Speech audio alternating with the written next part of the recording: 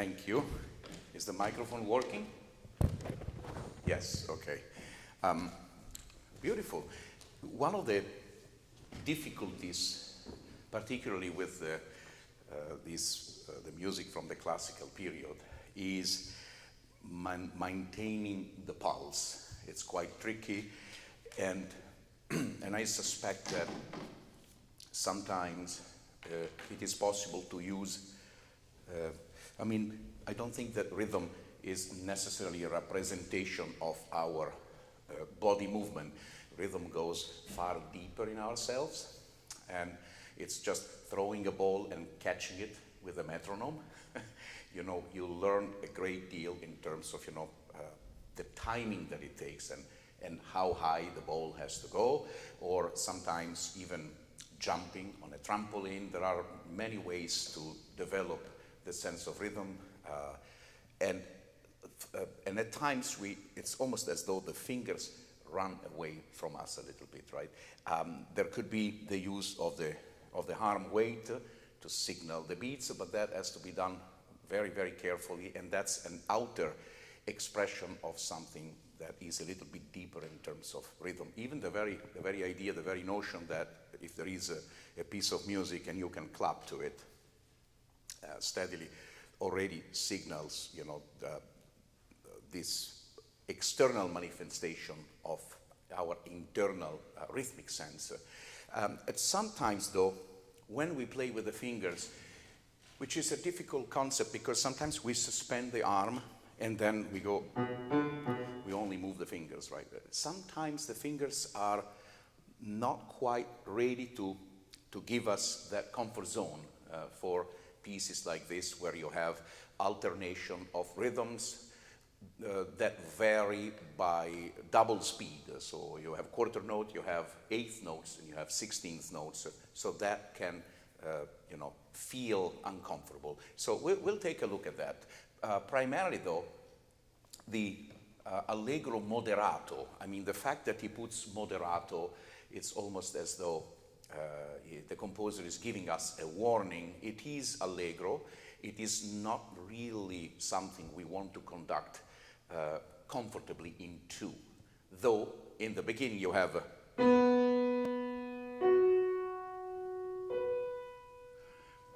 yes, but this almost is in Also sprach Zarathustra by Strauss.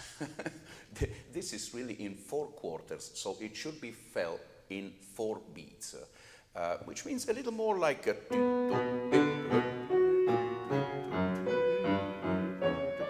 And I know that there are some recordings that push the boundaries. You could say that the modern instruments sustain the tone a lot better than earlier instruments at the time of Haydn. And so in Haydn's time, this could have affected the tempo. If the tone dies, you need to do something about it, so the tempo needs to move a little bit. But we have more possibilities now to decide that, first of all. But it felt a little rushed, and there is, in the key of B minor, a certain color in the time of Haydn. The use of keys, as you know, was a choice also related to the rhetorics that dated back to Bach and to even pre-Bach. They go back all the way to the Roman Empire, actually, and rhetoric is something that started with language and with the ability to communicate, and it was used by lawyers in the time of the Roman Empire. So, but this was all revived by the philosophers in Germany and Austria at the time of Bach, and even before, because they thought that music had something in common with language. So even the choice of key, you heard the doctrine of affection, right? The choices of keys that primarily operatic composers used, had something to do with the mood. Now, do you know other pieces by Haydn in the key of B minor? Yes, me neither, except that there are perhaps 3 pieces. There is a trio for the preceding instrument to the modern cello, which was called the baritone, that was One of the patrons of Haydn used to play that instrument, and so Haydn wrote a lot of trios that included, you know, his patron and the performances, and they are played with the cello, of course. There is a trio. There are two string quartets. One I remember is Opus 33, number 1. You should hear it because it has, in the beginning, the same 8th notes as you see here. But it's completely different in style.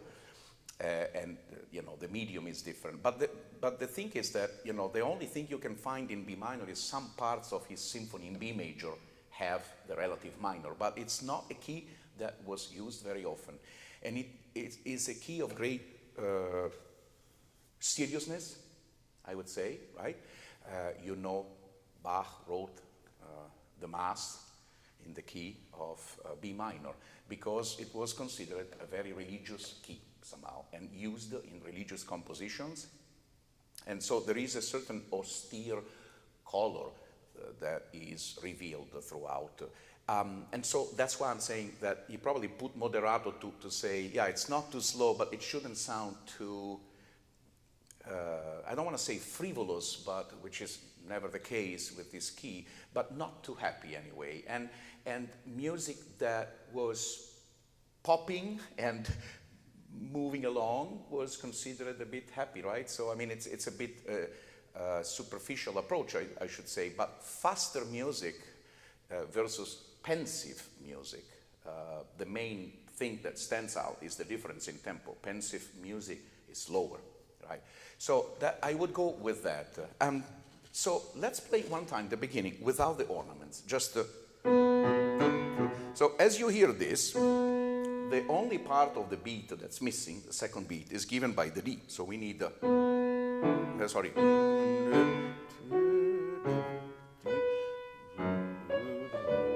So we have a...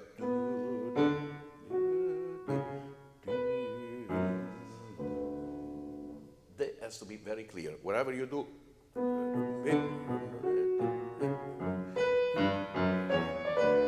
You try? Bum, bum, bum, bum, bum.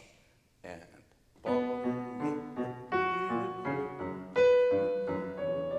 good. So you see, the tendency is already to go a little bit near the end of, because your gestures, possibly, you should change the fulcrum.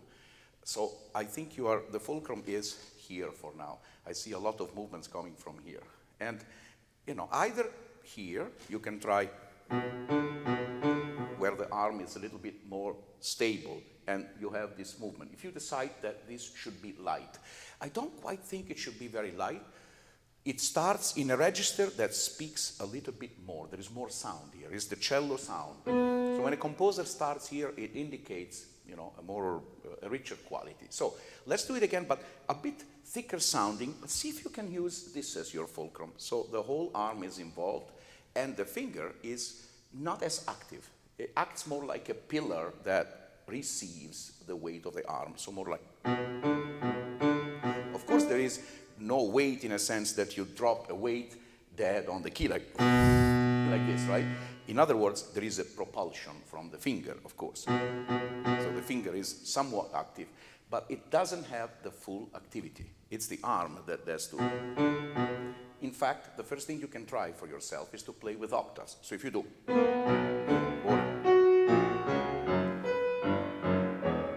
Can you try that feeling? Try.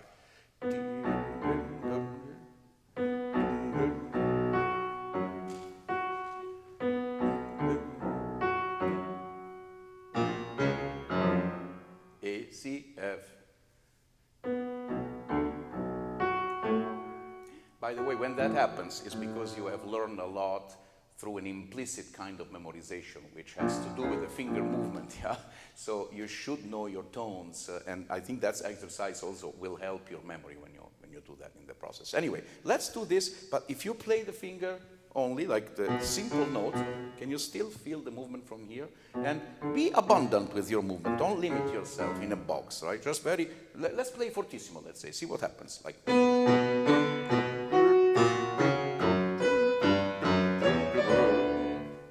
Right.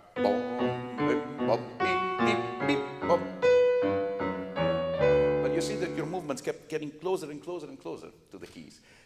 the closer you are to the key, the faster you play.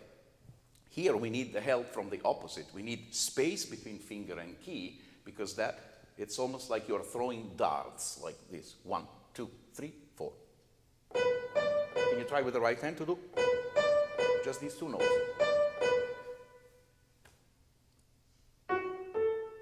B, D. Yes. Don't you see that you're moving the fingers? Can you try? Yes. You have to become a good imitator before you become yourself. You have to be able to imitate very quickly what you see. So use your eyes, use everything you can to imitate quickly. Yes. Yes. Look at your arm now. Do you see this movement? Yes. So now, there. That's it. That's it. Now you're doing it. But be careful, because if you do this, this, and then you don't go up with the D, then this is going to accelerate. So imagine a ball. When you bounce it, if you bounce it 2 times from the same level, but then you go closer, the rhythm will speed up. You will hear toing, toing, toing. Yes? So it's the same idea.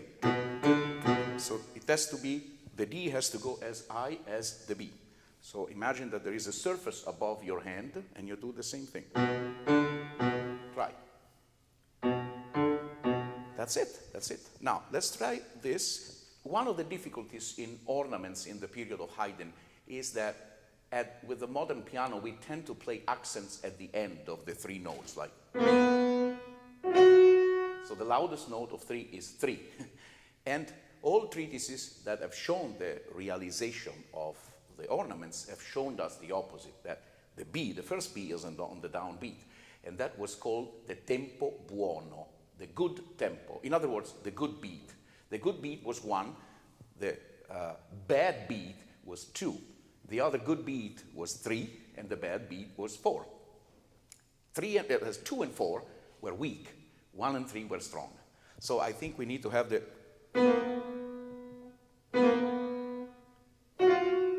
Now, it's much harder on the modern piano to do this, because in the early instrument, when you did that, the sound evaporated very quickly. And so it would be like diminuendo. And so it always felt like in diminuendo. But with the modern piano, it's the opposite. We hear So how to do that?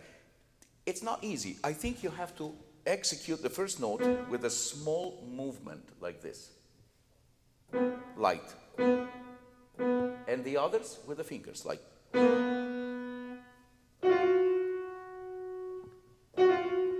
And the hand has to feel very, very light at the end of the movement, like. And then light.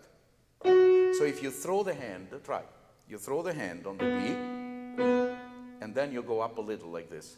And you feel that the hand is light. Try. You feel this in the wrist now? Now add the notes. Yes. And I would probably consider maybe 3, 2, 1. And do. Let's do it slowly. Yeah. Very good. Exactly. That's the idea. And then you speed it up a little. But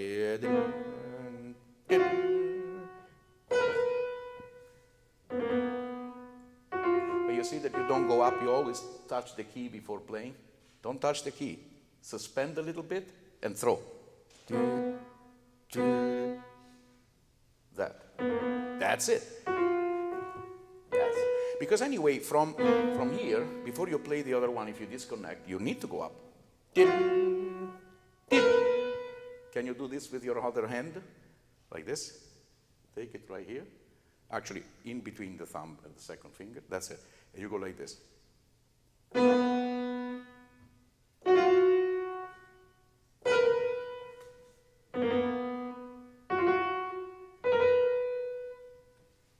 Listen, listen. I hear an accent at the end.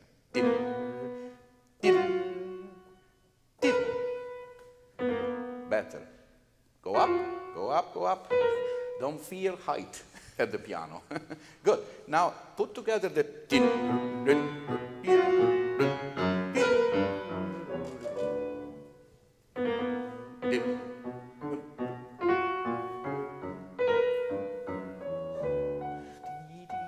You might need the pedal for this. It's so difficult to sing this. Or at least near the end, you know, maybe the second F sharp. You could do like.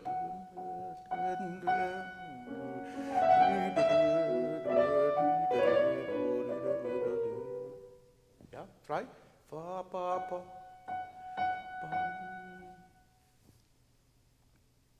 No, you can restart if you want. Yeah, sure.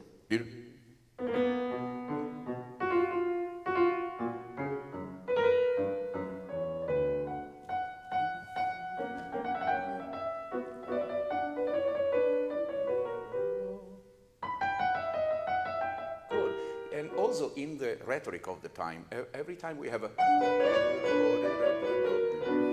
it should have ended in B minor, no? But the fact that it does,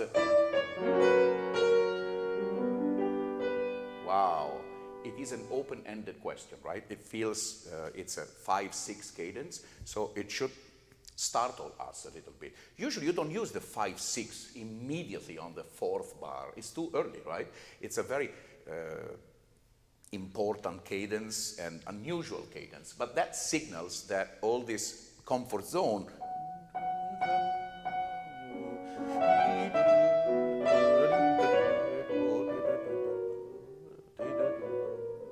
maybe in diminuendo. So you could do something.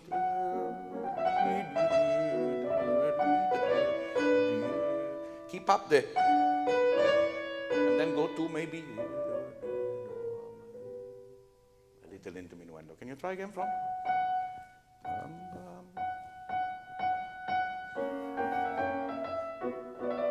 Use better fingerings. Don't use weak fingers like 4, 3, 2, 4, because it's never going to happen. You know, when you feel nervous on stage, it's even worse. Second finger. Either 3, 2, 1, 3, 4, or 3, 2, 1, 3, 5. And have a feeling that you're closing the hand. Try this from 3. And then try either. That's right. That's safer than 4, 3, 2, 3, 4. Because the fourth finger is a little bit weaker, and the third finger is already higher on the black key. It's really awkward, that position, right? And also imagine that it's like a glissando. Becomes very light, like that. Can you try? That's right. Yes. Also, in between, you can move the hand, but very slightly. These two you don't. But these, you can do this.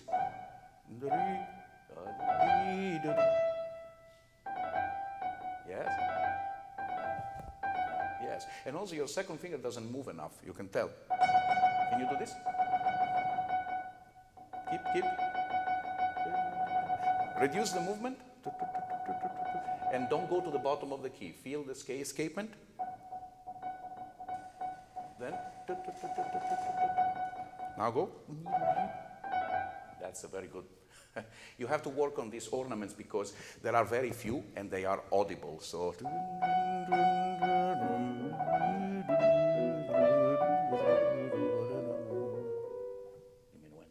Okay, try.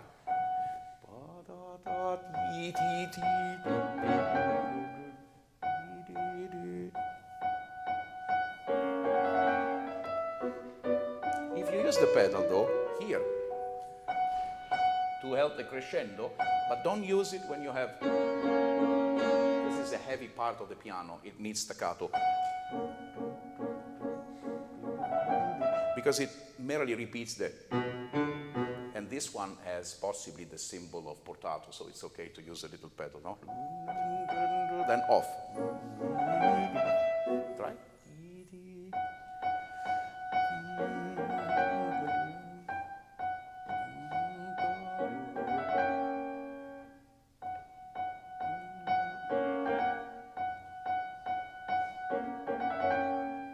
Yeah, because you tend to do this, to sit on the last note, shorter.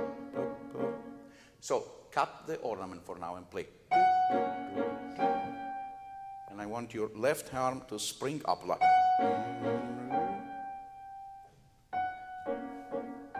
Yes, My sense is that when you practice, you put too many things together. It becomes a big jam minestrone. Too many flavors, so to speak, right? And then you don't recognize which is which. You should stop sometimes and deal with one difficulty at a time. If the difficulty is the length of the last note, we got to do first the left hand alone and and learn to get up from the key like this. And secondly, if the difficulty has to do with the ornament, I would do at least this. Try that. Yeah? Or just always maybe 3 notes. Right. Like that. That's right. And then maybe.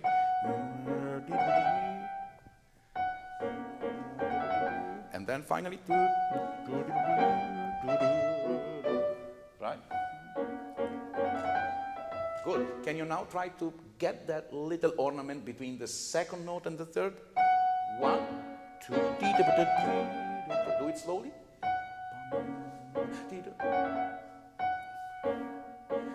No, immediately. 1, 2. You have to feel immediately. That's it. That's right. That's right. Try again.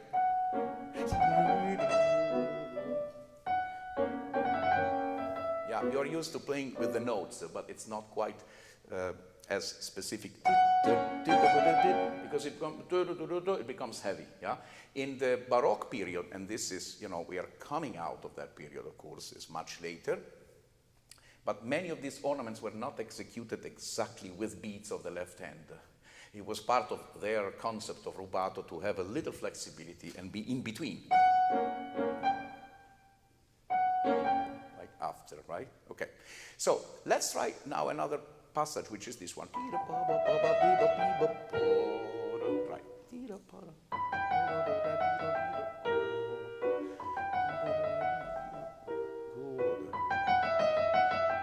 Good. But look at the articulation. Remember, it was a and then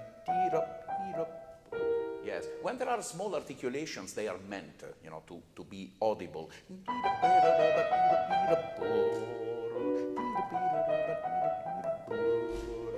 Can you try? Bravo. Exactly. And that's where the wrist becomes fundamental in these things. If I do these movements, can you try this? That's right. So flexible here, and you can.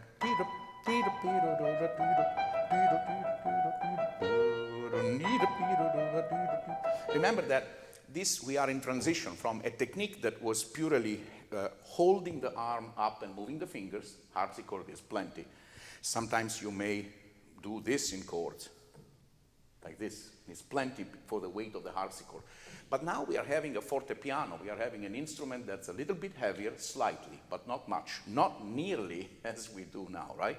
So the technique now changes with the involvement of the arm, etc. But back in the day, this was enough. Sometimes this, but that's about it. They never, it's with Liszt that you begin, Schumann sometimes, with the Romantic period, that the piano expands and then the technique changes. But I think for these sort of things, we have to learn to use a lot of wrist in the. And therefore, even the sound, as you see, it's quite limited. Just that the piano has more sound doesn't mean we have to use it. Otherwise, stylistically, we are moving into another century, maybe, right? So more like. Right.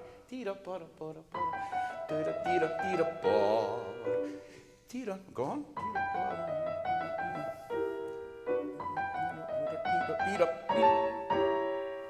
Okay, take a little time.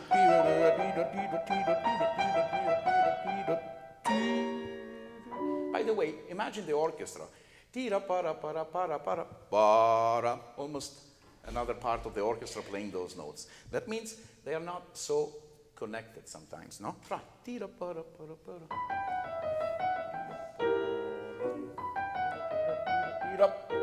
Take time now. Louder.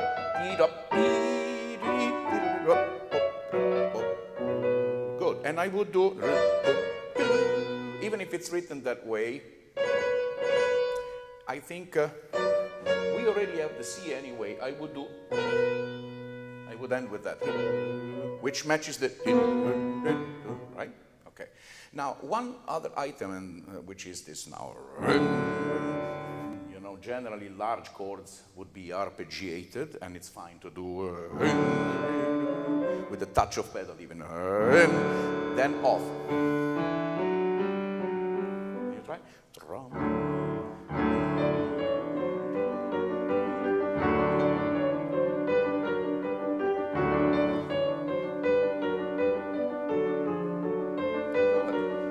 Good. And so for these, I would recommend that you first study the falls, the gentle falls of the arm on these notes.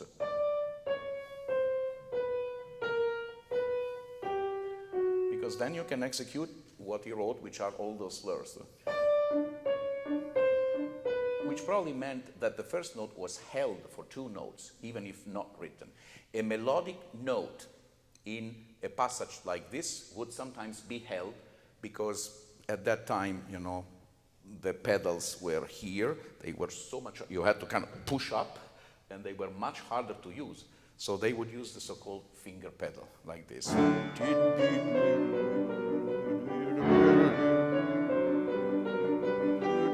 Naturally, you'll see how important the use of the wrist is. You know.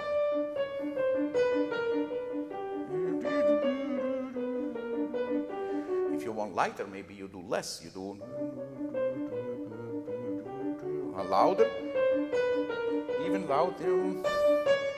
Yeah. So the trick for all these things, technically speaking, is for you to choose when one element, such as the finger, is no longer sufficient, we add another element. We think of another element further up the arm. If the wrist is not sufficient because we want more sound, we're going to use the forearm. If that is not sufficient, then we do. But of course, the higher you go, the slower you play, right? Because moving even the torso for a chord like this takes time, right? It cannot be as fast as the fingers. So that's something that I want you to maybe think about as you play this piece, which is the ornamentation, the light ornamentation, the searching for the appropriate fingerings that will support that. Keeping in mind the original instrument in terms of, you know, how much sound it could have possibly have had in comparison to the modern instrument, and therefore the lightness of the touch, the moderato after the word allegro that pulls the brake for you a little bit, and therefore the stability, you know, the tempo buono, tempo cattivo, bad beats, good beats, 1 and 3 are good, 2 and 4 are bad. What does it mean? It relates to accentuation. The rhetorical configuration of the choice that the composer made for the key itself is important because it's austere, so it's not, it should never be too happy, even when we do, you know, so too agile staccatos don't fit the mood. Instead of that, you see, all that is related to the choice of the key. If it had been maybe D major and the trumpet, with the trumpet in mind, which was a key used by trumpets, that would be a different spirit. But we will see that later with the Mozart sonata. Okay. Thank you. Thank you. Good. Thank you.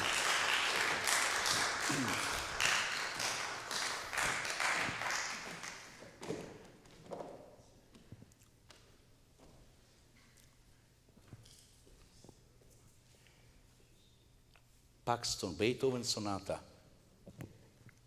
Wow, we have a lot of classic sonatas this morning. Wonderful.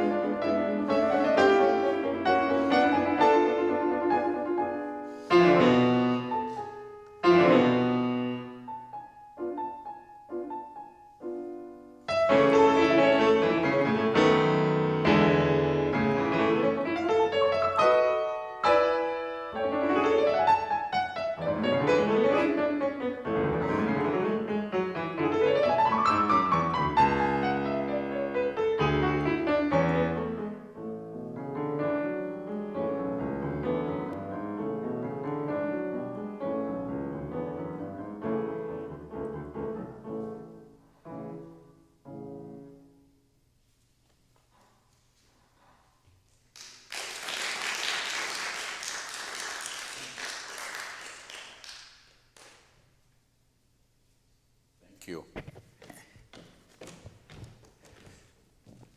Speaking of the relative major that we are going to have with the Mozart Sonata later, no? B minor, D major, also A major is a very open key to sentiments of joy, no? If you think of the use that Beethoven makes in the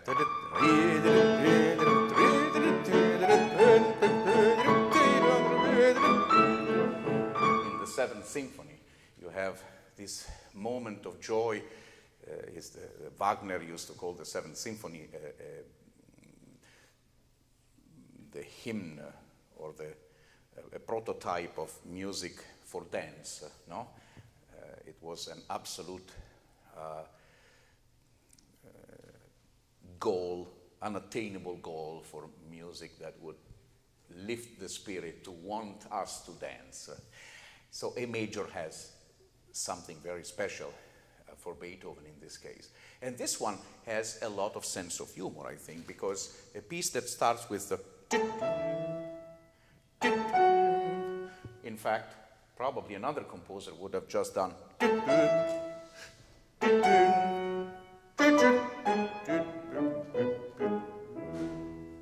something like this, right? But the fact that and then you have this. Sorry, it's just hilarious, the idea that he just opposes these two characters. First, an open jump between two, a leap between two notes, which could have been filled, like he could have done.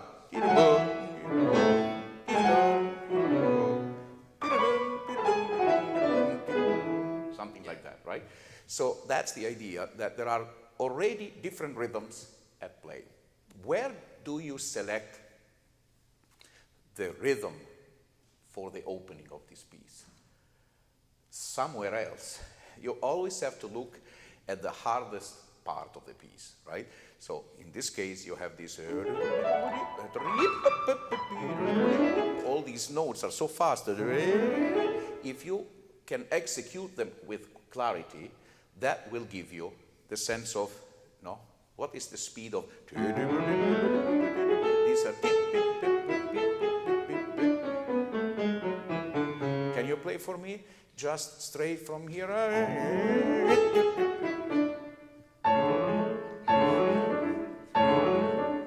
It's hard, right? Yeah? But it's about this. Yes. So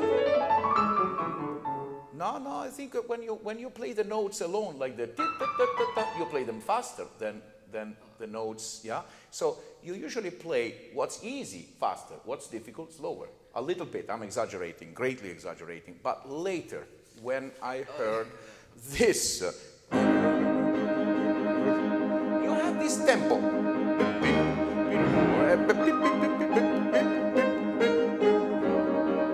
I hear the string quartets, like this, right? But that's not what you do in the beginning. You go like, and then you take a slightly slower tempo, right? Yes. So always look at where you take the slower tempo, what is possible. I feel like it faster than that. And so I think this is a...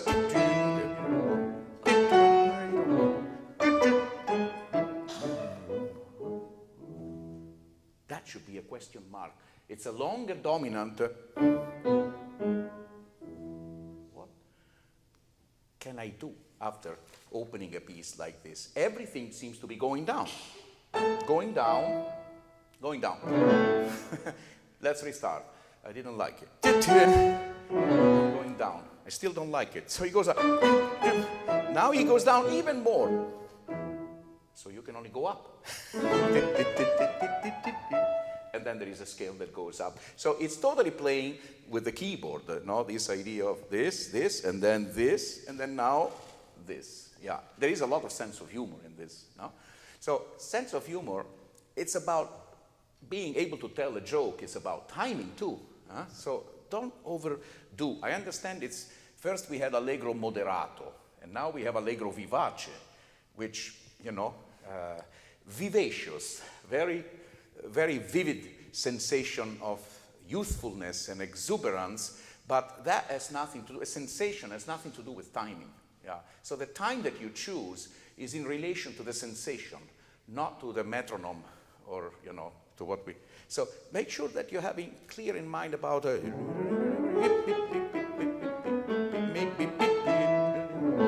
Right? 1, 2, 3, and... And let me tell you something. If you have a staccato on a half note, would you execute that staccato? For example, let's take a half note. Well, we don't have many here, which is kind of telling, right? But let's say that you have this, that this second note, it's a half note. How would you play? So, la mi. So if it's a staccato. Yeah. Imagine there is a half note instead of a quarter note, and there is a staccato. So no, just only 2, 3, 4, 2, 3, 4. Okay, so how do you play the second note staccato if it's a half note? Well, would you make it how long? you'd make it just slightly shorter. Slightly shorter? Maybe. 50% shorter? No, 25%? just like, I don't know. Like maybe an eighth or... So let's say that it's like 1, 2, 3, 4, 1, 2, 3. Now I want the staccato. Can you try? Show me the two way. Note staccato. 1, 2, 3. And then now show me the staccato. Now? I don't hear the difference. You only move fast, but I don't hear anything. Yeah? Show me. It's a little shorter. Yeah, Yes. Okay. But you made the difference between now the eighth note staccato and the half note staccato. Here you have a quarter note for the second note, and it sounds the same as... So how as a listener would I know the difference? You could just play it like instead of, like, if you played it without the staccatos, right, it'd be something like that, so it'd be like... Yes, yes. So you still have to make a little difference. Yeah. It could be your wrist that does... as opposed to...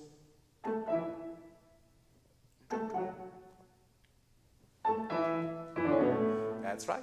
That's Beethoven. You have to be very careful because this guy picked exactly the right notes and he was a very picky composer, you know, and he really worked it out. So it's not but more... And even these notes don't go for, of course, that's the idea, right? He fills them in with the other notes. So instead of, you hear, but, and by the way, that's not staccato. It's a full quarter note, right? So we do, yeah, there should be a little difference. And go for not accent at the top like that, which sometimes I hear like this. Try to go for a... which means you play softly the first two notes. I would practice these like this. And these... So rather than thinking crescendo, when you have very few notes, it's best to put two dynamics. Pianissimo and mezzo forte. And it sounds like a crescendo. Okay, let's try it. Mi, rum. But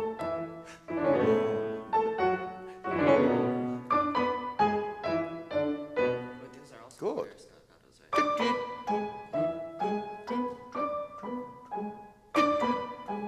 You can give a quick...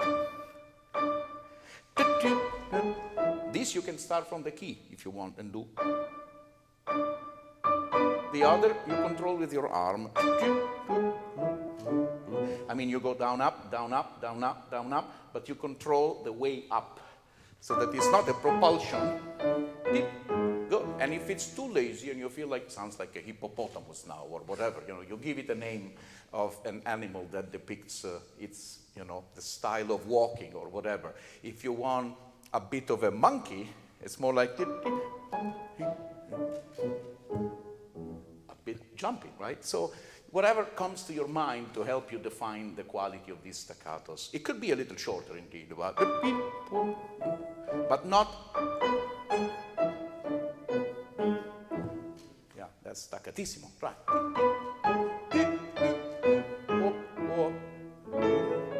Good. And make sure the pause is very important, right? Because when you have an extended dominant, when you do, I don't hear harmonically this way. I already hear. Or rather, and then surprise, now I hear. So why such a dominant is expecting? He could have done that too, no? But he does. He could have picked any other key and he goes back to A major. So you, in that rest, you need to give me the benefit of the doubt. What is he going to do? Because for you it's clear, but for us it has to be a discovery in the audience. We have to feel like, oh, it's new. Even if I know the piece, I'd like to feel entertained by listening to this resolution. Yeah. Try the last one from. Pause. Good. And can you also hear?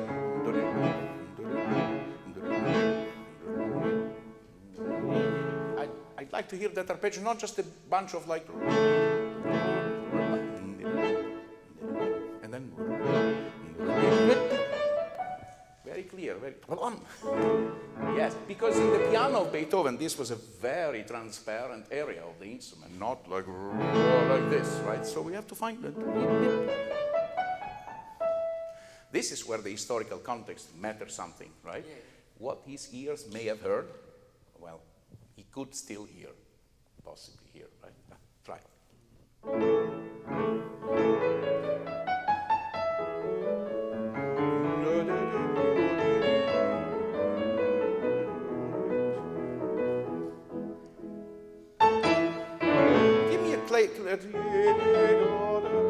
In the beginning, he played with the dominant. Now, tonic and dominant.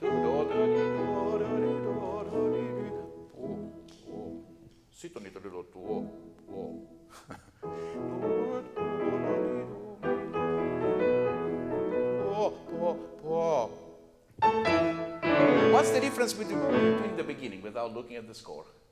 What do we have here? Forte, right? So the beginning is a.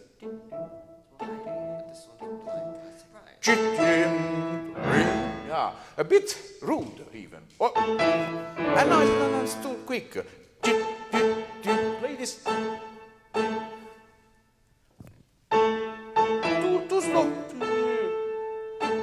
Finger. Move the fingers too. Move the fingers as well. Yeah.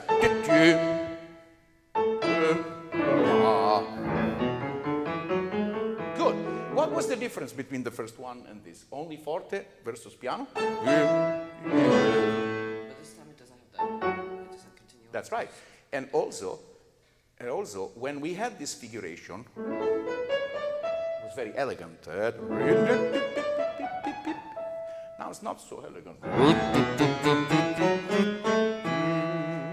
So I'd love to hear that character, you know, like this. A bit heavier, try. Yeah, but you use the fingers and you arch the hand, you do this. So you lose sound. Try to imagine this as a wheel, and these are the spikes. Huh? So try this. So stay a little higher and already cover the octave if you can, like this. And then go. Then throw your arm into the key like ring. Yeah, don't weaken the thumb on arrival, right? Because it's almost as though you're walking and suddenly you lose, you know, one leg in the process. It doesn't have a muscle or whatever, right? So you kind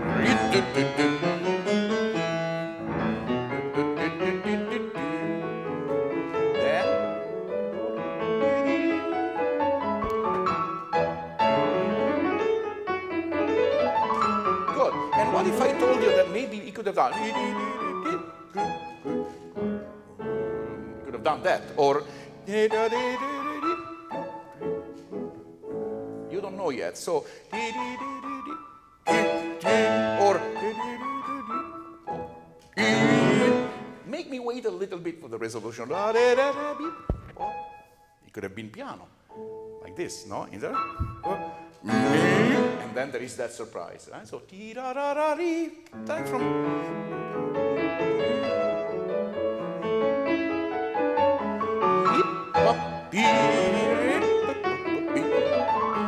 Can you?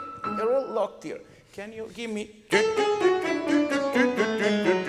Sometimes you have to play the piano like this to feel it.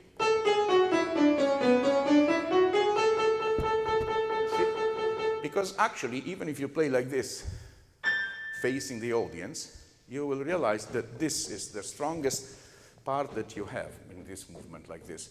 It's harder to do the same thing when the arm is in front of you. But this was meant for us to be very natural, this, right? So you can do this very easily. That's what our body can do. So imagine the same thing, but instead of this way, like this, you do it here. Obviously, the receiver is the finger, so the finger can't weaken itself. It must remain a bit engaged, no?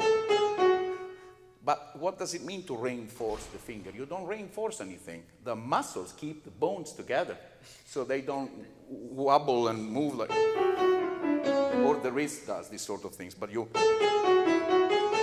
as if they move not independently, but interdependently, together. This, because of this, it's one idea, one. Yeah. It's not separated in that case. Otherwise, if we separate, it becomes a bunch of noodles. Then you get that color. Huh? Can you try from one more time? From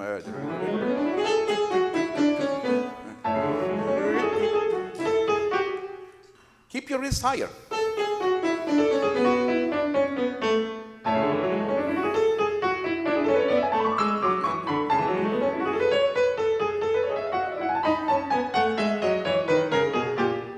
So you will have to do a little bit of hand independence and before you do the interdependence, meaning when you play this stuff, you forget what technique you are using here and you go back to fingers alone, right? So I think more like, imagine octave.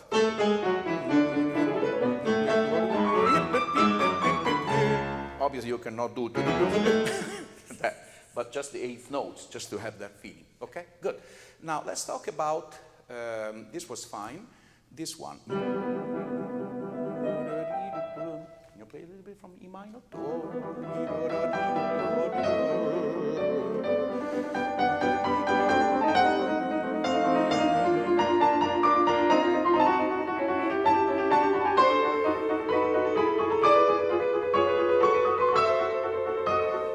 Yes, I wouldn't wait too long for that ornament. Almost immediately. Don't do ta-ti-da-da-da, because you don't have enough time, and then it jams the fingers, right? So also, stay a little closer to the key. Espressivo doesn't mean,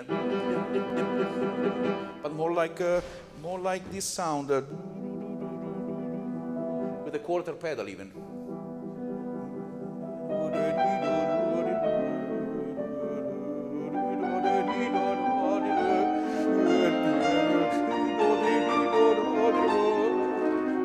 Of that, not like yeah, it becomes too machinery, right? And it's more if you hear any string player doing that figuration, by the way, you play as no, you don't play violin, no.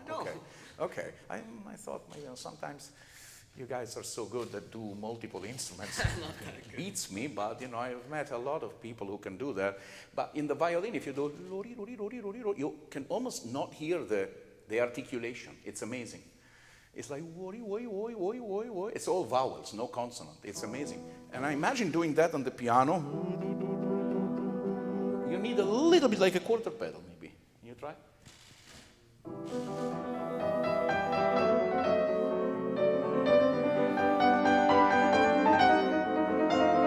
Very good. The other thing is a doing, doing. These two notes can sound like you're placing something on the ground, you know, like you're working on your fence.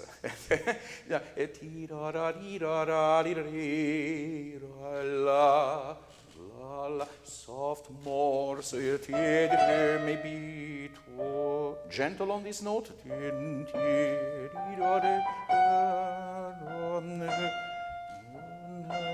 Always when you have repeated notes at the piano that are melodic in nature, you have to think like, you know, in vocal way so that it doesn't become ta, ta.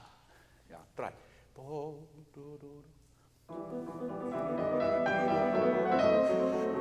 Bravo.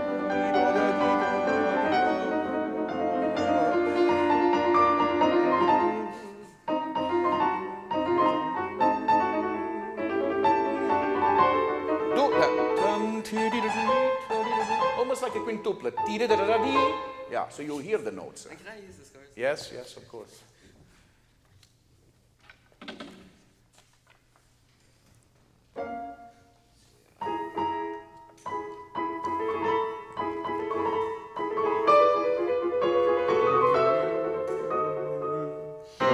But don't end, does he write subito pianissimo? Even if it doesn't write a crescendo, I don't think he also means diminuendo, because that, historically, that chord is intense. A diminished chord always is, right? So, da, la, is a lot of intensity.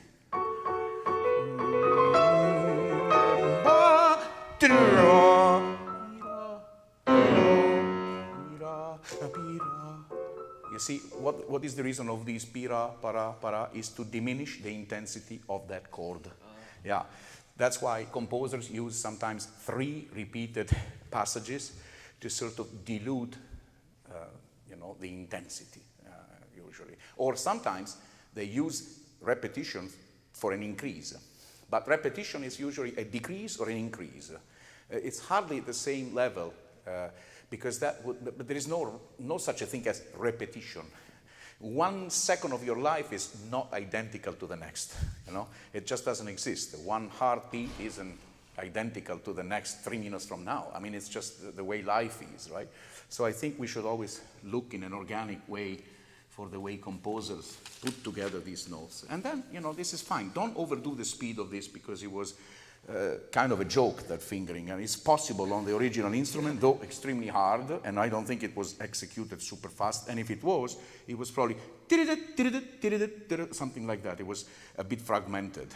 So it shouldn't go break of the neck speed, but, you know, point towards the clarity rather, yeah? And please remember, when you choose the tempo, do some experiments and start from this, play just that.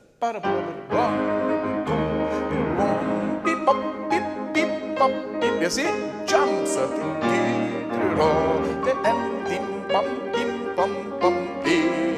That's right. That's a good tempo. So you take the tempo from there and then play the beginning.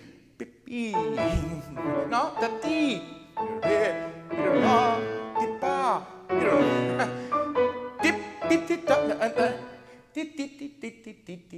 Feel the 8th note.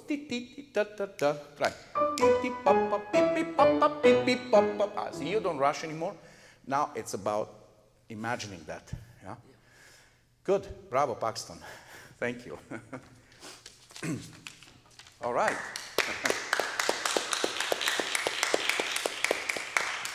So now we have Mozart. So you see. Hi. Thank you. You play which first movement or? Okay. Right.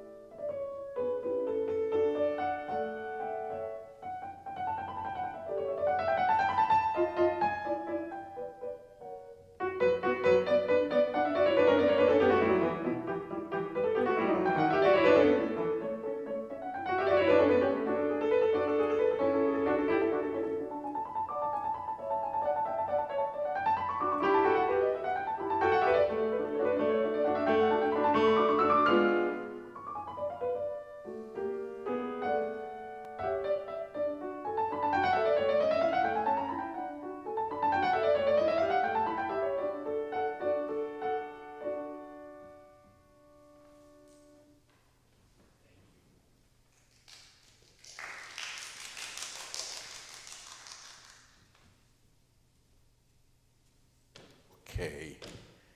Is this on again? Yes. Cannot hear myself very well. It must have been, if I could, I would love to go back in time for a reason. I would love to be in England, and I would love to be a silent watcher of a beautiful day where everybody gathers with horses and dogs and they go hunting. And of course, all the people involved in the creation of the field's signals, such as horns, natural horns that would or would use these figurations, no? I'm trying to figure out now that the closest that we can get to that would be in some sort of military parade where you hear the sound of the trumpet, or they do something like, or probably,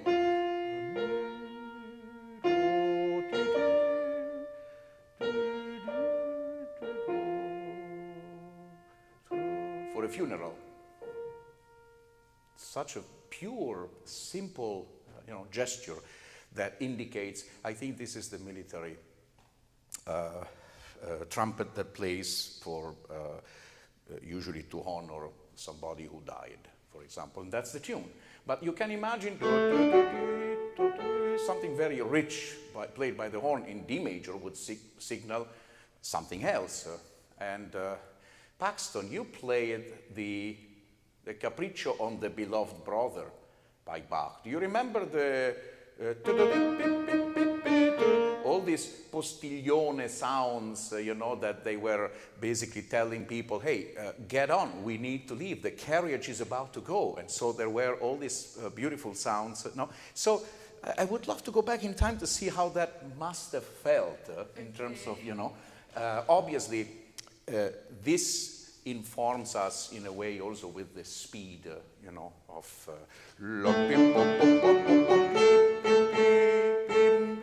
or diminuendo, nice.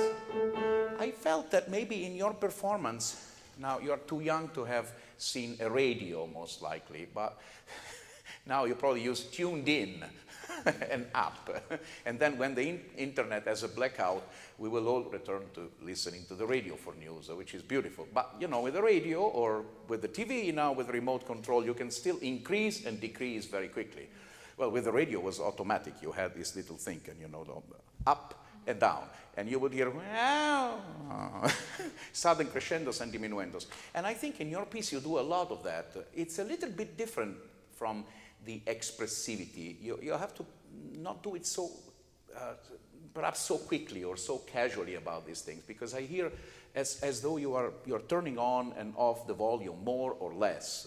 It's too quick. And you're also using a lot of formerly Baroque figurations, which, from the dynamic standpoint, which was the dynamic in terraces. So one would do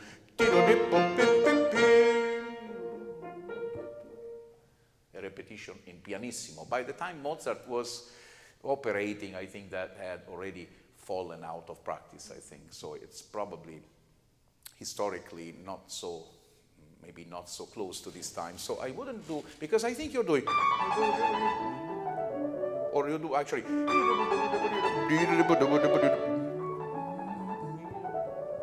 maybe a little bit, but to make such a big difference, which you primarily do with the left pedal, it causes maybe a loss of tension. Because if you analyze the piece in terms of seconds, one passage, one idea, could be 5 seconds or 7, or it's a very short time. So the fact that we have to, at all costs, find something else to say with the same passage, it feels like we are not confident that that could be interesting enough for the audience, you know what I mean? And sometimes we think a lot in these terms about how can I make it interesting, right? And in doing so, we start manipulating a lot, and it could be that we do a little too much to the music that's perhaps not needed. But anyway, it's just like a little warning on my part for you to think about. Let's start again with the idea that you do diminuendo on the repeated notes, which is very beautiful. But with sound that's a bit more. You can choose that the two horns play differently. One softer, like, and one more brilliant, perhaps. Try. You know that horn player, especially young people, cannot play pianissimo. Do you know that? If you go in an orchestra, you will see that when there is pianissimo, they always get screamed at because it's just so difficult to play pianissimo with the horn. So I don't think that Mozart writing this would have meant, Besides, in his time, if they didn't write anything in the beginning, most of the time, a figuration like this would have at least been playing as mezzo forte. Yeah. Usually, the mezzo forte was not indicated. It was the standard way, right? So that they didn't write it. So, and also, mezzo forte for this space is not the mezzo forte for a practice room. I mean, look at how where the sound is going. It has to fill. So you must give a little bit more than you think. Can you try?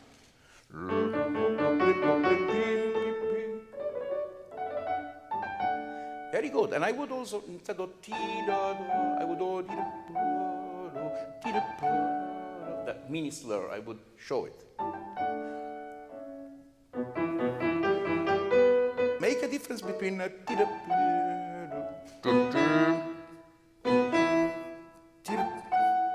Here, we are doing two things about the dynamics, not written by the composer. In fact, they could be quite similar. But I think this texture is a little lighter. Or it's much easier when you play faster to play 4 notes. You play 5, you're brave. I would not. Much clearer than, but it's your choice. Yeah? Okay, but then I would return immediately to what you left us with, which was, therefore, because you usually, after playing this, you stay in the same level. I would bring it up again. Can you try again the whole opening? Happy, happy. Happy with your face, as Toscanini used to say. Not allegro with your face, he used to say. Be happy. Sound happy. Try. La la da da pa pa pa pam pa pa. Now happy, happy. To ti ti to ti pi pa pi pi pi.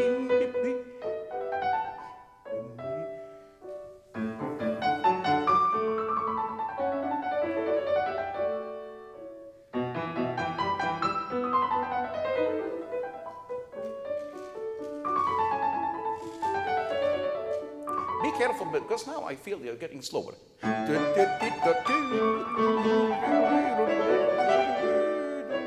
Therefore, these. Can you feel this? And then?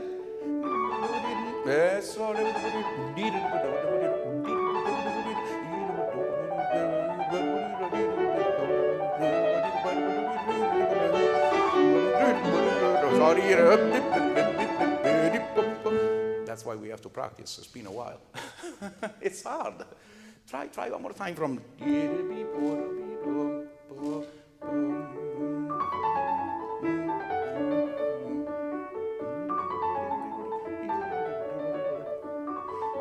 But now what happens? You're going too high with them. And then you're late.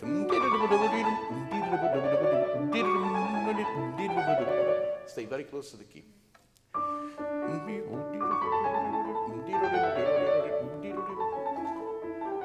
Yeah, but there is no sound. And if I don't hear it here, you surely don't hear it there. Yeah. So make sure your articulation. I use 2, 1, 3 at the end. 2, 1, 2, 1, 3, 1. Or 2, 1, 2, 1, 3, 2. Yes, just for you to think about. Because if you do 2, 3, and 4, they are weaker. Again, we are dealing with a piano that's not the forte piano. It's much heavier keys, right? So,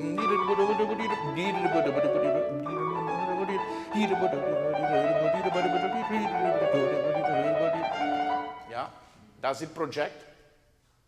Does it project? It does? Yeah. It's a lot of work, though. It is a lot of work, though. Yeah. Okay, can you try again?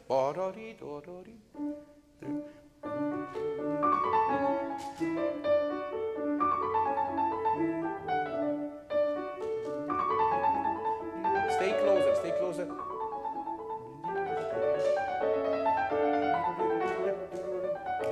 Don't play for yourself. Don't play for yourself. Play for the people. You know, there are many, they absorb sound, and the whole is a large place. So make sure you always... It's a lot of finger work here. Eh? Huh? Try.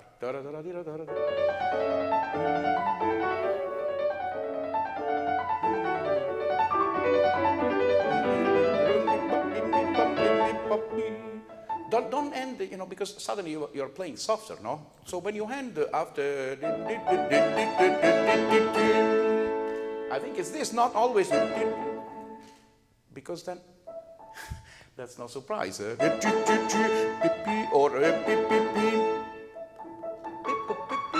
Then it's a surprise. Try. From here...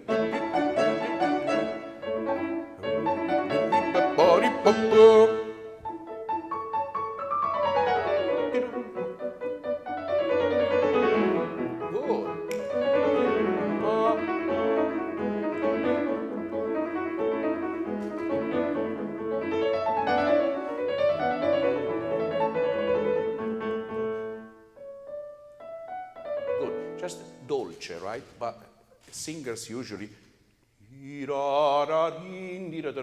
they always talk about, it's a major problem for voice.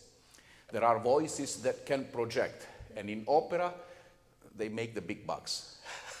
It goes very well. Pavarotti being an example, right? You cannot miss him. You know, in a large space, the voice comes through all the way if you're seated at the back. And singers that don't have that, they're never called to do these major roles. I mean, it's an important thing because the orchestras have limitations to how soft they can play. But this is to say that in opera, there is always the element of projection. So even in dolce,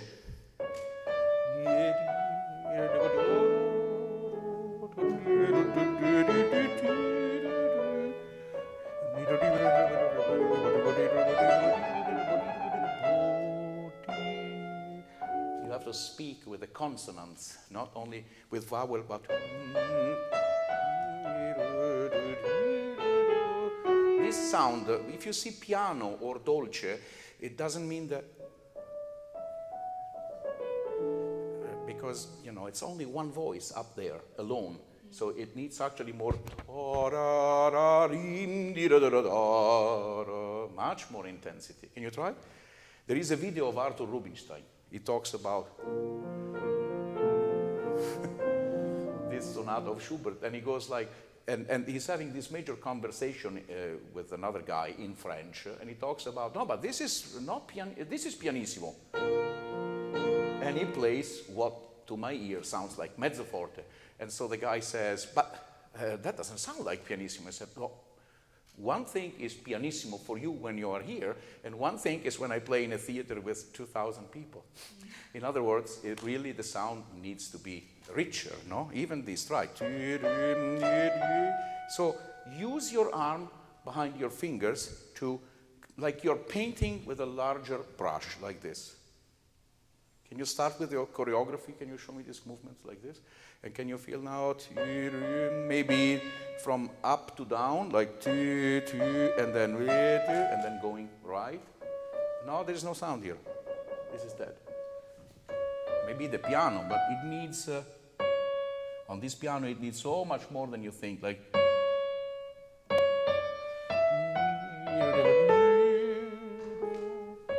Yeah. It's so much better, yes, yes. And then maybe you can go a little less after that, but try.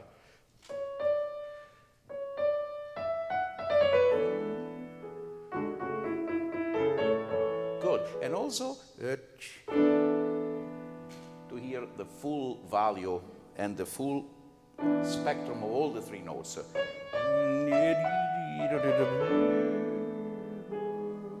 Not just, but...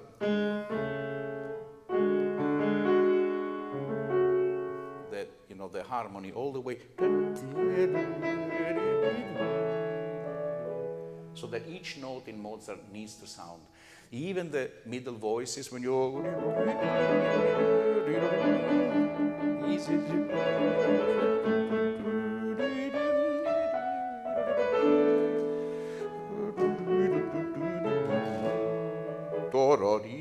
they're all, you know, single parts. Try.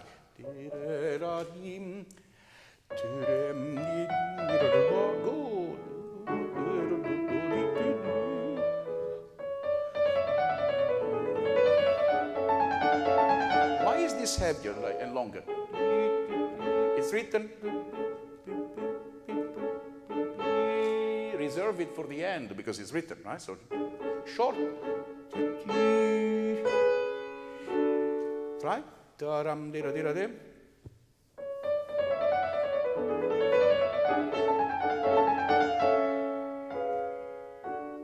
is this or is a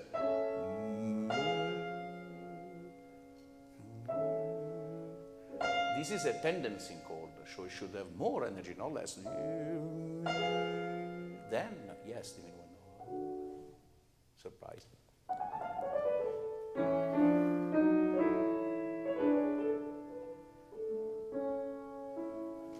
Try from of course, in a piano that doesn't speak, when it's too new, and the hammers are a little bit compressed, actually maybe fuzzy too, needs finger space and not so much in this one, but there. Yes. Good.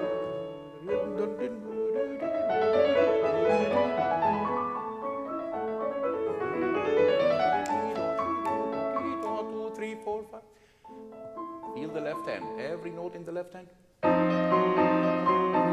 Good. And sometimes I like the idea of dark, brave, wonderful adjectives, but as long as it doesn't mean faster and slower.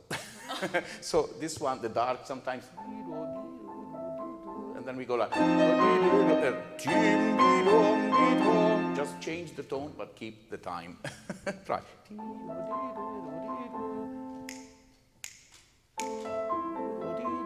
3, 4, 5, 6. 1, 2, 3, 4, 5. Strong. I hear strong, and I hear trumpet strong. Yeah. It's all written there. Go.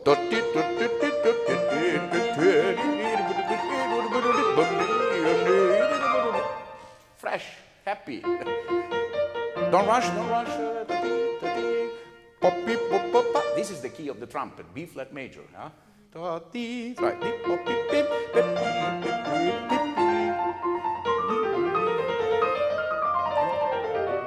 Good.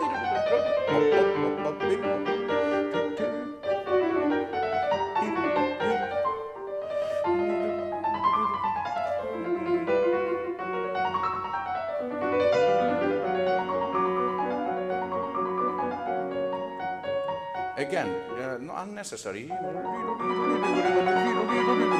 If anything, the second reinforces, you know. You do too many of these sudden forte piano. I think it's really unnecessary. But actually ending,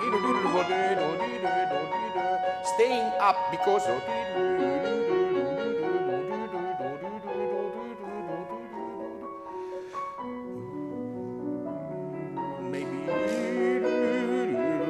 so do these things, but do them long term, not in such a short amount of time, because it sounds like somebody's really, with the radio, increasing, decreasing, increasing, decreasing, too quickly. Try. Keep it up, this one.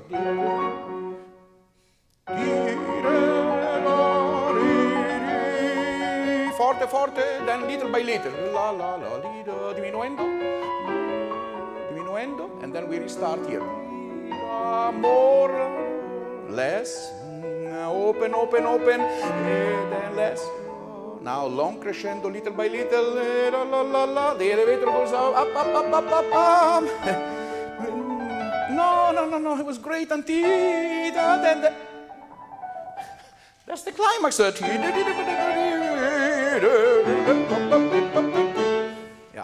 I think this is wrong, piano.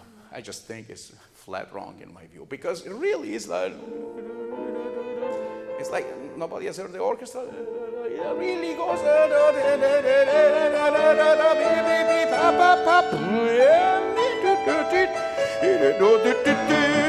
That's what the orchestra would do, not sudden piano, okay? So keep this in mind as you reworked out a little bit the plan of the sonata. You have, you know, the possibility to make these changes that are going to be, you know, significant. Try again from.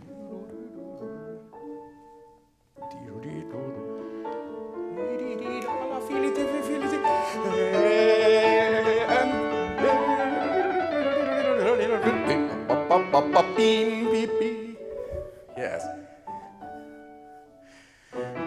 Yeah, not too big a change anyway, you know, from, especially when the composer doesn't write anything, you can do different dynamics, but that's what I call microdynamics.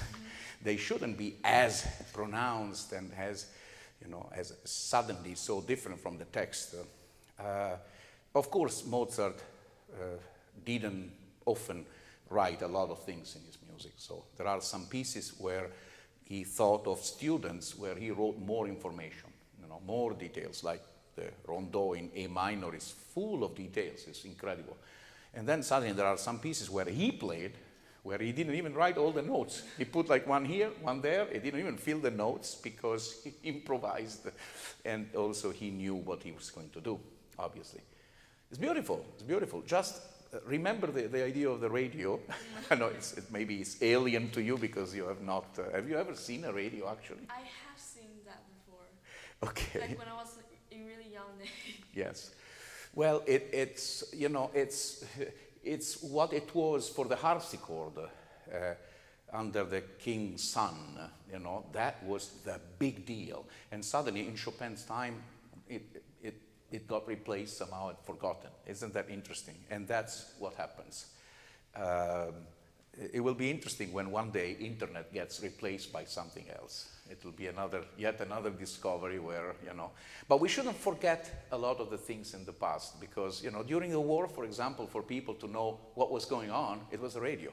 And those concerts that they did in Carnegie Hall with Bernstein, they were broadcast on TV, but they were broadcast at the radio as well. So people actually could go to the Met on Sunday or whatever and hear the opera sometimes, or hear Bernstein speaking about music. You know, it was quite special anyway. I realized suddenly some things I'm talking about that probably tells something about my age too, but there are things from the museum. But I have to say that this has accelerated enormously, right? The inventions and the changes are accelerating at a pace that is beyond belief. Wonderful, thank you. Beautiful playing. Good.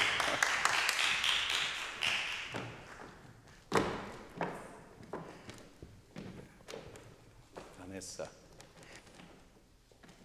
what's your history with this piece? This year? I just first two. Yeah, play one. The first one is very close.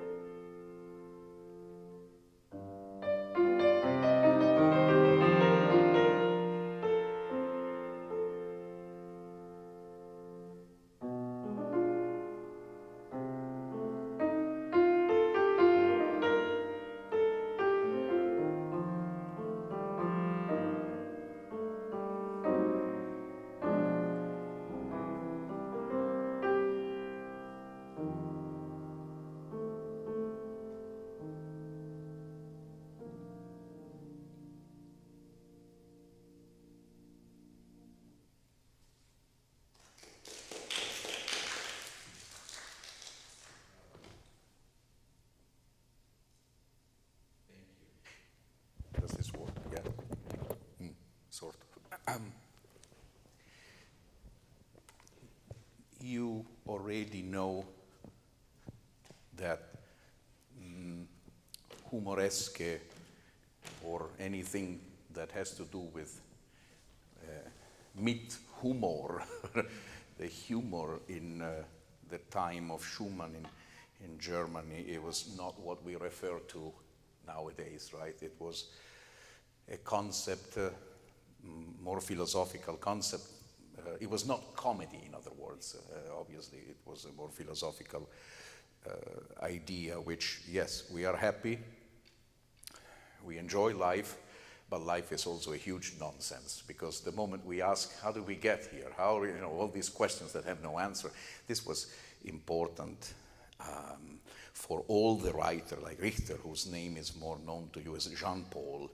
And of course, Schumann read Jean-Paul and said that he learned more counterpoint from the way he wrote than from Bach, right?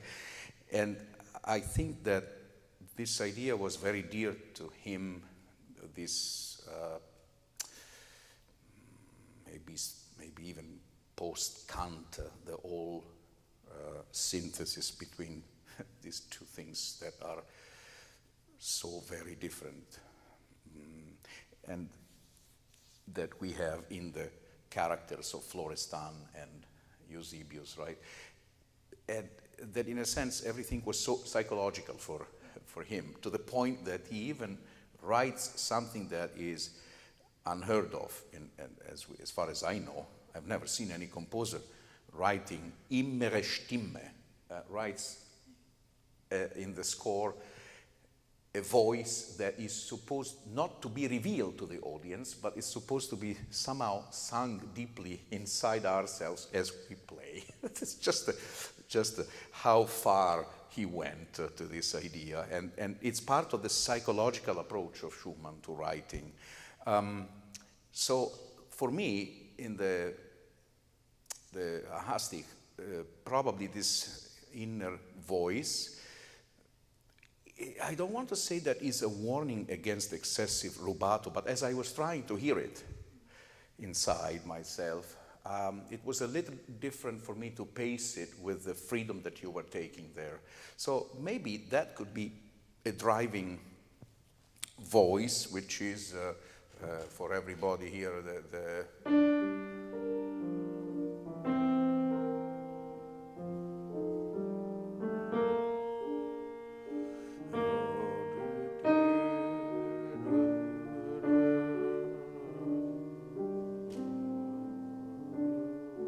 and of course, he goes around to that voice. We hear it in the...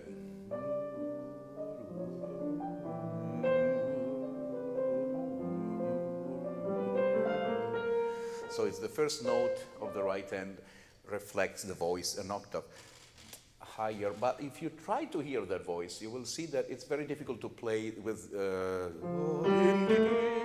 know, those mini accelerations that you were doing. So for this piece, I would try to the experiment. Could you try? I don't know if I should put it in front of you. You know the melody, right? Yeah, try.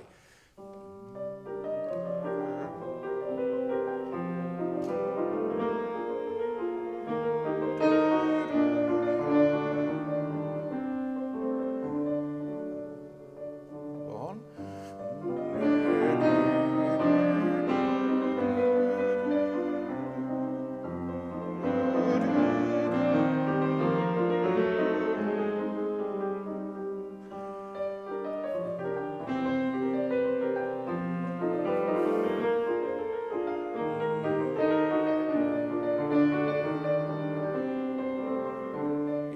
Maybe in these places you can take a little time when you...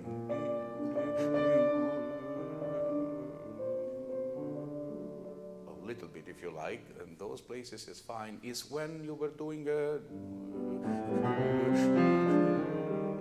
it can be calmer.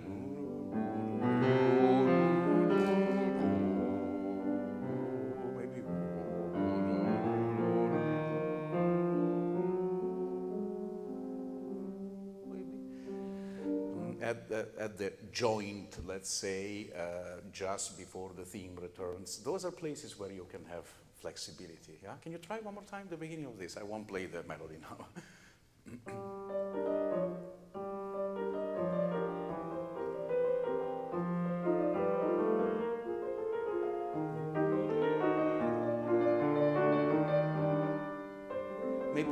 the same level this one.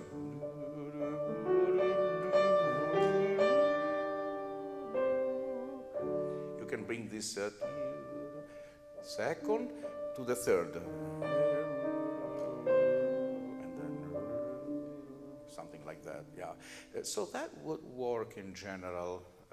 And maybe for the first note, you could, I mean, it's not a fall onto the note, but definitely there is more weight that think of on the first note, that it's like rowing, it gives that energy. So you can do it. If you watch Sokolov playing the piano, right? It's breathing before the pause every time with the gesture. And also it has a technical influence in the... If you make the gesture more evident, it will probably come more naturally to you. Try.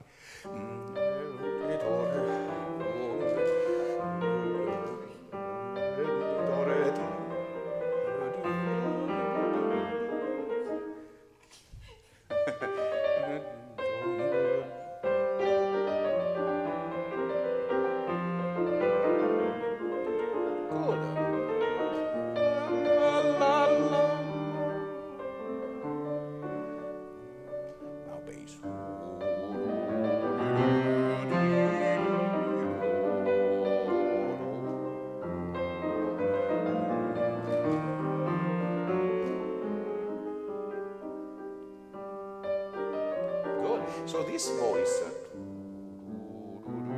and then down, the second can be calmer, you can delay,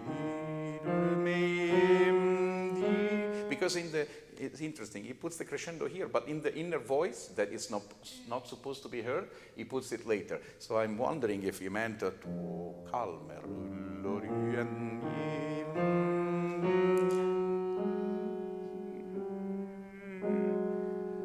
it's almost like pre-Bartok. Sounds like Bartok there, you know, it's amazing. Yeah. Try the difference between and emphasize.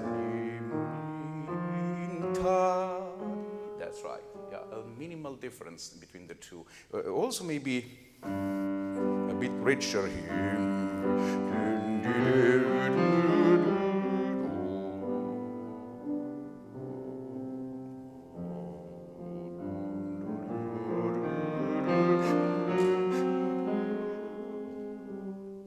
Again, very Eusebius.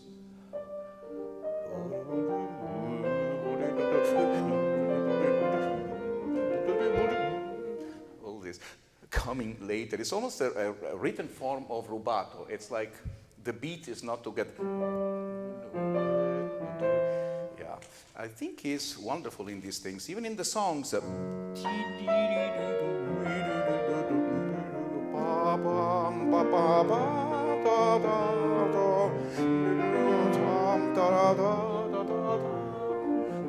But that comes later. Something like that, right? So that is something that is found, and I'm now reconnecting to the beginning, in the first piece. I find it's very difficult to sing beautifully at the piano, and at the same time he puts this middle voice that I wish we could do like more to less. So good.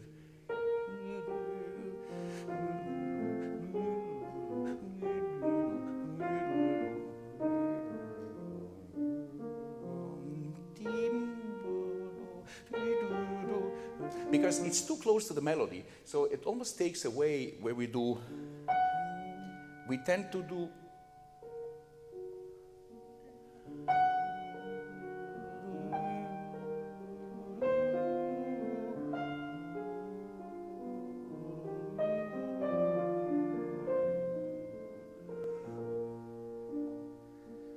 much softer. But if we did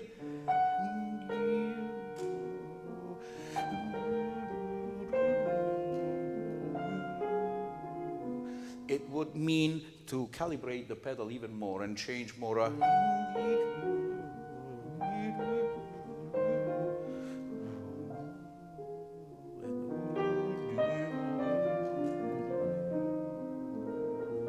But the listener, it's the same as.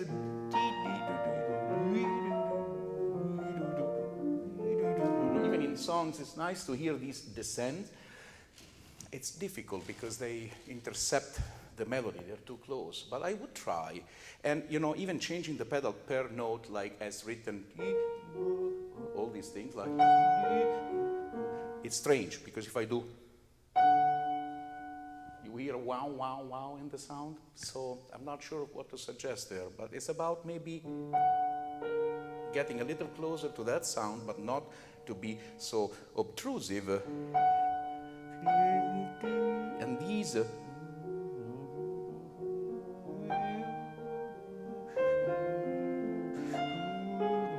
but I think it's the delay. So it's like,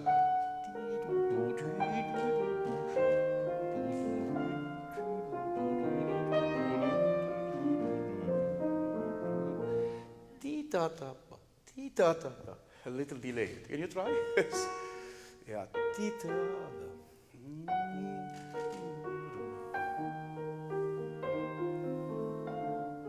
And you do it on purpose, by the way. Is that your choice to play the bass slightly delayed? Because it was a romantic feature, by the way.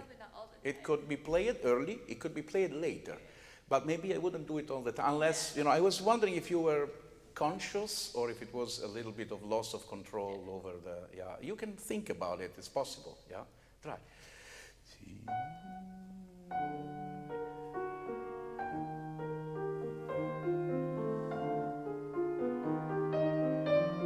Good. And keep the pinky of the left hand a little slightly articulating on the key, so you feel it. Good.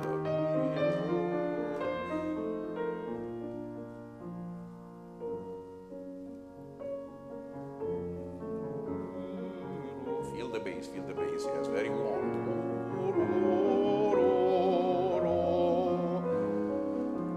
That's the Jean-Paul counterpoint that comes in.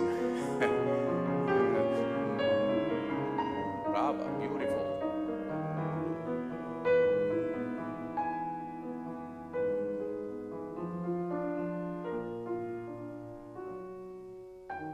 Could be even less, right? That's the good idea, actually.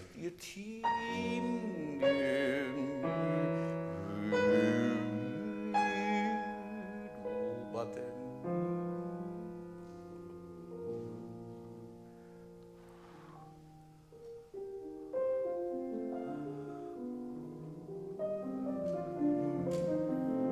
I would delay the this and then pick up.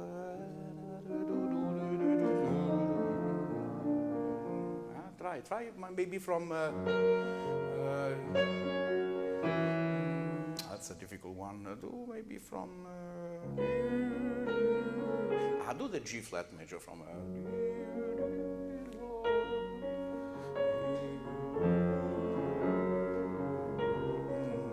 More left hand, then diminuendo.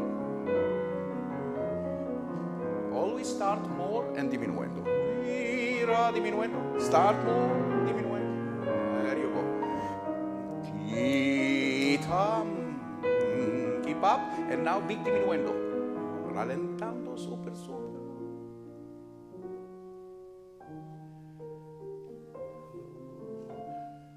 Then run. That's nice. Breath of fresh air.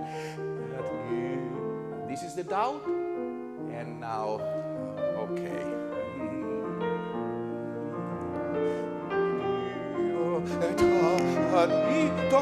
Now he starts syncopating everything. Yeah, but I miss.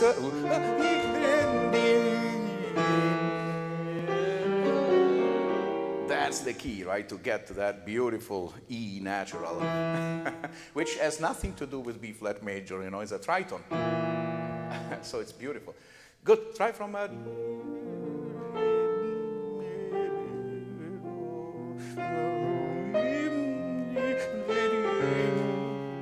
Show the tritone there.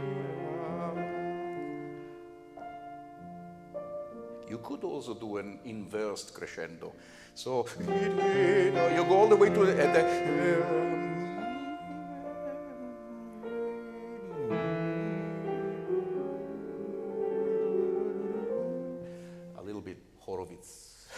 style maybe, but try from.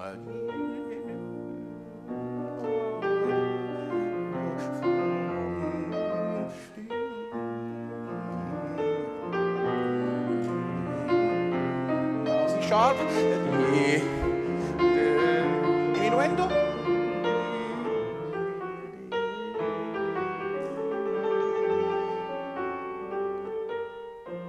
This should sound like a glissando.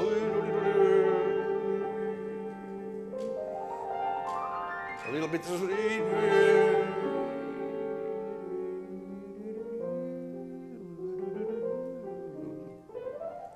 Like that. Try from a.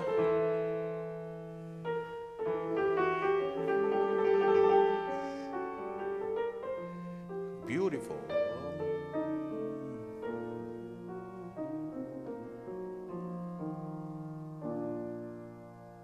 I wouldn't do. What is it? No, it goes up. So the F should be very loud. So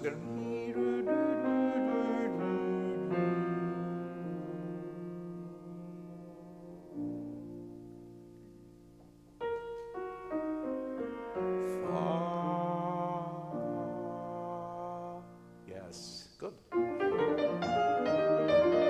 Could you start with a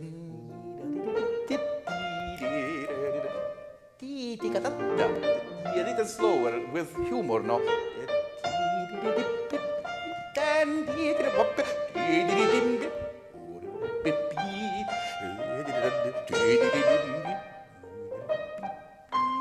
A bit more fun. Yeah. Yeah. Very intentional. You practice and accelerando.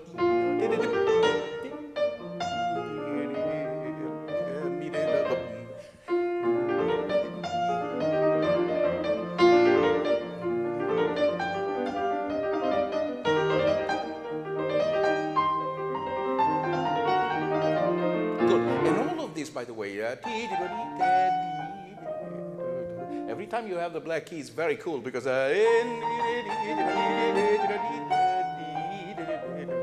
I would bring out the F sharp. It's not about an inflection that takes time, it's just an inflection.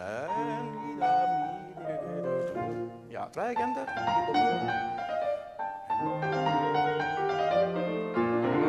Good, also harmonically.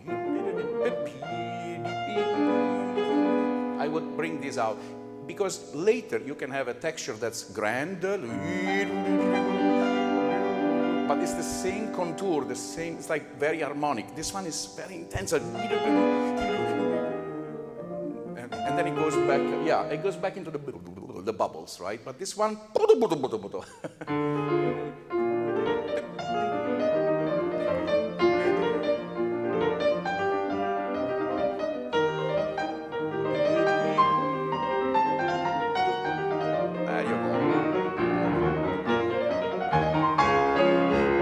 start that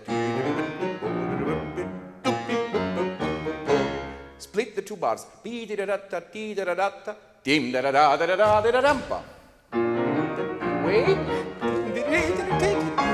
Yeah, and also each one as if you were doing this in octaves.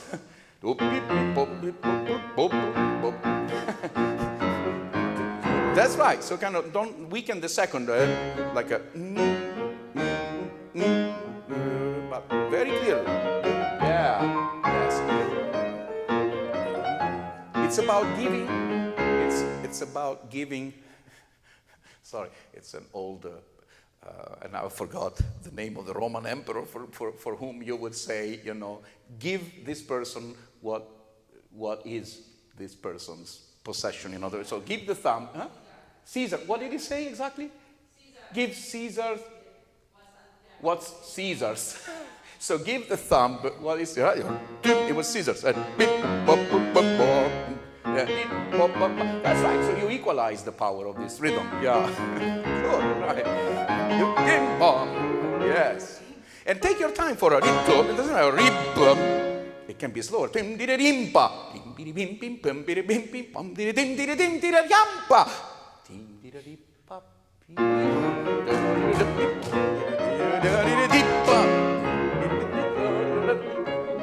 Yeah.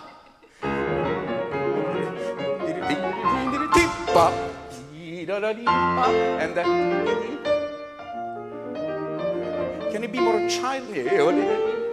More charming? This not amabile style, you know? Yes. Think of like Brahms, you know?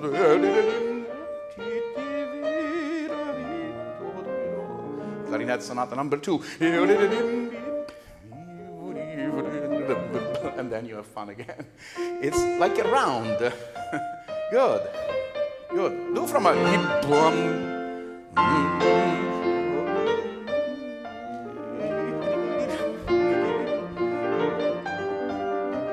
don't go too fast.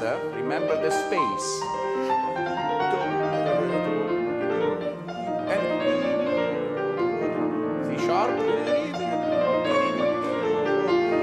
Left hand, left hand, then lay that part.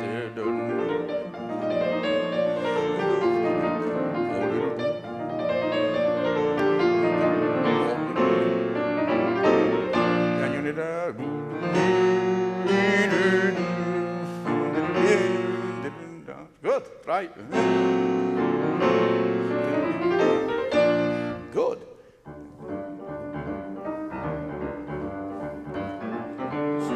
Stringed horse, right?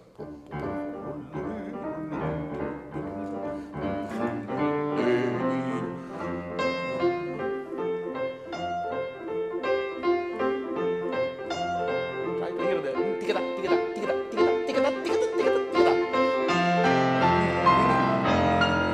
Good. This more like give more like big choral style.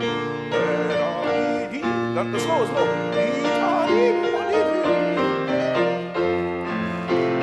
But remember, the moods, I mean, you can change tempo because you change the mood, you know. It's the fantasy of the moment. Whatever.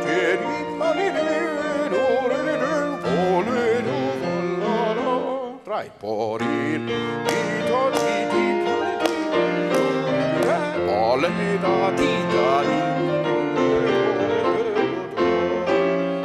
Even careful, too frivolous. Then it changes there. Good.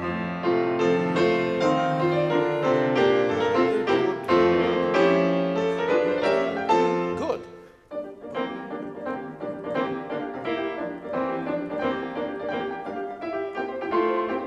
Also.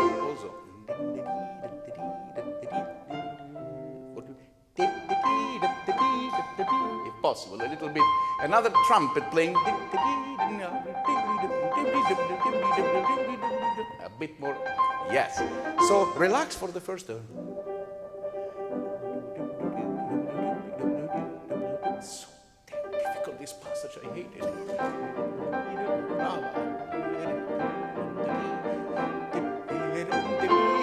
That's nice. Now deploy the left hand. More pedal. Yeah, more. Keep this. Then here. So it gets more resonance. If you do, it's limited, but Rado Lupo is actually pedaling through quite a bit there. Yes, very joyous. I hear bells.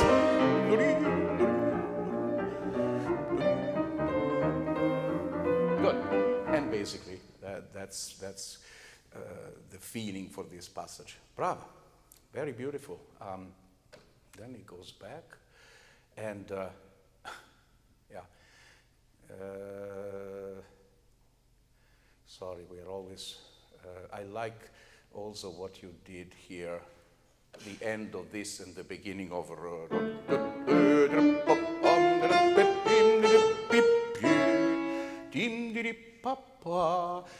more important to this, and then especially the second because of the harmony, right? So sometimes the timing pre-beat will help you to define the kind of touch that you want when you land on that harmony. Yeah. And in general, one last thing I want to leave you with to think about. You do it sometimes, but not always in the places that are needed, that you play your finger from the shoulder. And that's one thing that sometimes if you go back to this, it will limit a little bit, you know, up, this, to make sure that you release a little bit more than you think. Because you do it in some places and it's very successful. And on this piano, of course, it needs a lot of help in that sense. Terrific. Bravo. Beautiful. You play the whole piece, of course. Yeah. Wow. How about the famous, I don't want to ask you. Do you trick a couple of notes? Yeah, exactly. Yeah,